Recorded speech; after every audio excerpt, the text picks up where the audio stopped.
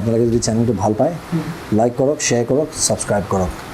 যে কোনোবাই যদি ৰৈ আছে পৃথিৱীখন চিনেমাত দেখাৰ দৰে এদিনত ধ্বংস হৈ যাব, এইটো ভুল কথা।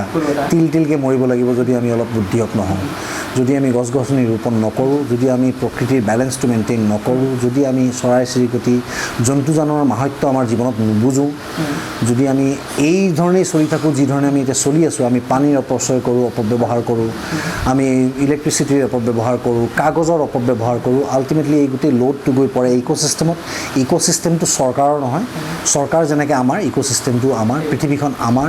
গতিকে আমি পৃথিৱীখন বচোৱাৰ চেষ্টা যদি নকৰোঁ, প্ৰথমতে পানী কমিব, তাৰপিছত নেচাৰেল কেলামিটি, জুই লাগিব, তাৰপিছত ভূমিকম্প আহিব আৰু ঘটনা কি। গতিকে বহু কষ্টৰ সন্মুখীন হ'ব লাগিব। অলপ বিচাৰ বুদ্ধিবোৰ জগাওক মনৰ ভিতৰত আৰু গছ পুলি ৰোপণ কৰক প্লিজ। আৰু আমি নিজে সজাগ হ'ব লাগিব। আমাক বেলেগে কোনো আহি পেলাই আমাক হেৰি কৰিব নোৱাৰে, আমাৰ মাইণ্ড চেঞ্জ। মাইকেল জেকচনৰ এটা গান আছিলে বুজিছা নাই, I am starting with the men in the মিৰৰ। মানে আইনাৰ মানুহটোক লৈ মই আৰম্ভ কৰিছোঁ, আইনাত দেখা মানুহটো মই। গতিকে নিজৰ পৰা আৰম্ভ কৰিব লাগিব।